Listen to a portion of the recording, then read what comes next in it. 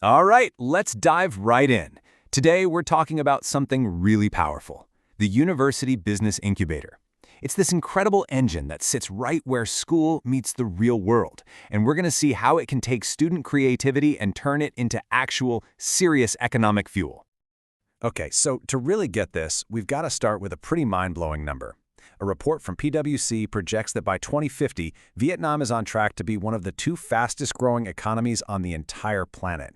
Just think about that. That's a staggering wave of economic opportunity on the horizon. And that leads us to the big question for today.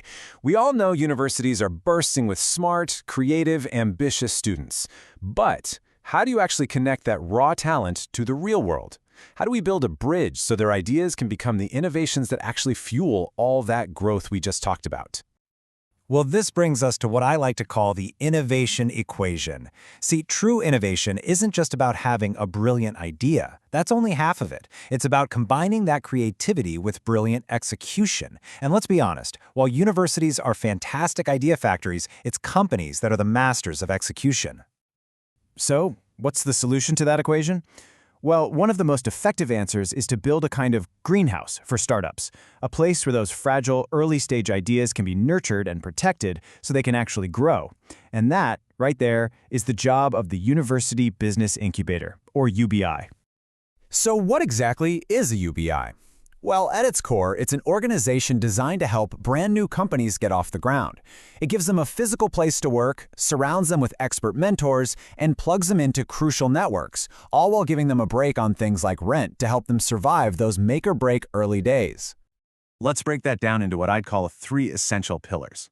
First, you've got shared resources. Think cheap rent, free Wi-Fi, shared printers, all the stuff that slashes the overhead costs that can sink a young company. Second, expert mentorship. This is huge.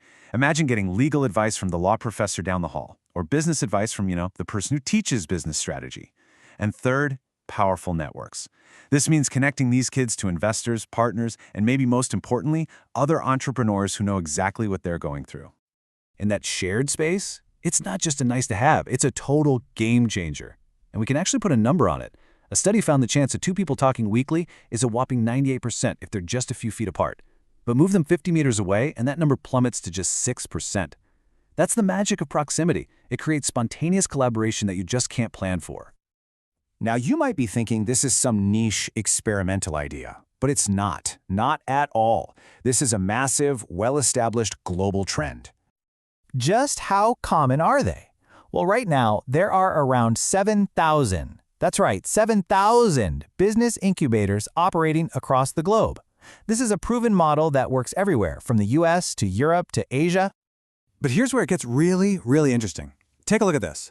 China has over 500 incubators, Brazil has 400, and Vietnam? Somewhere in the range of 10 to 50. For a country with so much economic potential, that gap, well, that's not a problem. That's a huge opportunity waiting to be seized. Okay, so we know what a UBI is, and we know they're everywhere. But who really wins when a university decides to build one? Let's take a look at who's impacted. Get ready for this, because this might be the single most powerful statistic we look at today. The 5-year survival rate for a typical startup is about 30%. Not great.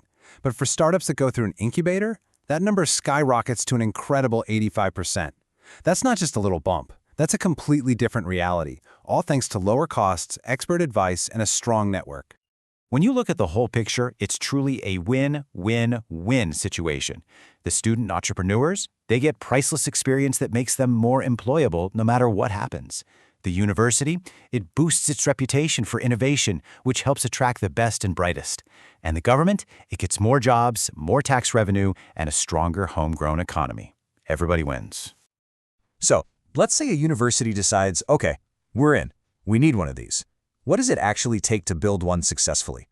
Let's look at the blueprint. Right off the bat, any new incubator faces two huge strategic decisions. First is the admission philosophy. Do you go for survival of the fittest and just let a ton of startups in, seeing who makes it? Or do you try to pick the winner with a super selective process? The second big debate is your focus. Are you betting on the idea, or are you betting on the founder? Is the concept what matters most, or is it the drive and skill of the person leading it? There's no single right answer, and the best UBIs think hard about this. And look, this isn't something you just throw together in a month. It's a deliberate process. You start with about 3 months just to see if it's feasible and get everyone on board. Then comes about 9 months of serious planning. The renovation itself can take up to a year. And after that, you're looking at about 18 months of early operations just to get the incubator running smoothly and breaking even. So, after all that planning, all that investment, all that effort, it brings us to a really critical question. How should we actually measure success? Is it just about which startups make a bunch of money? Or is there something more important going on here? And this quote from Jeffrey Babin, who runs the incubator at Wharton, just hits the nail on the head. He says, "The value of the venture may be zero. What you have learned, it's invaluable." And that's it right there. The reality is, most student startups won't be the next big thing. But that's not the point. The real product isn't the startup. It's the learning. It's the experience. That's the invaluable part. Which brings us right back to where we started. For a nation like Vietnam, a country standing on the edge of decades of incredible growth, the question becomes so much bigger. What's the real, long-term value of creating an entire generation of young people who have learned firsthand how to build something from nothing, how to innovate, how to fail, and how to get back up and try again? That's the real potential we're unlocking.